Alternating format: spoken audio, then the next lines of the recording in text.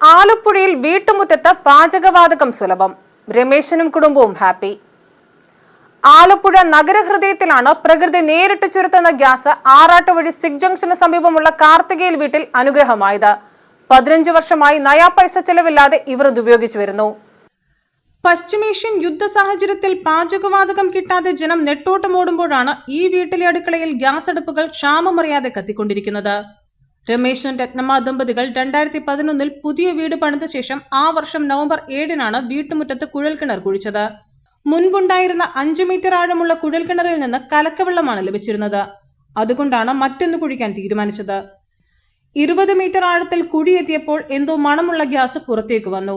ജീവനക്കാർ പണി നിർത്തി പൈപ്പ് ഊരി വെൽഡ് ചെയ്യാൻ ശ്രമിച്ചപ്പോൾ പുറത്തേക്ക് വന്ന ഗ്യാസ് കത്തി. ആ തീ ഒരാഴ്ച അണഞ്ഞില്ല. വിദഗ്ധരെത്തി പരിശോധിച്ചപ്പോൾ പാചകവാതകമാണെന്ന് തെളിഞ്ഞു.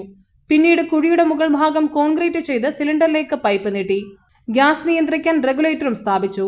വലിയ മഴക്കാലത്ത് മാത്രമാണ് ഗ്യാസ് വരവിൽ നേരിയ കുറവുണ്ടാകുന്നത്. 15 വർഷമായി സ്വന്തം വീട്ടുമുറ്റത്തെ കുഴൽക്കിണറിലെ ഗ്യാസ് ആണ് ഇവർ ഉപയോഗിക്കുന്നത്.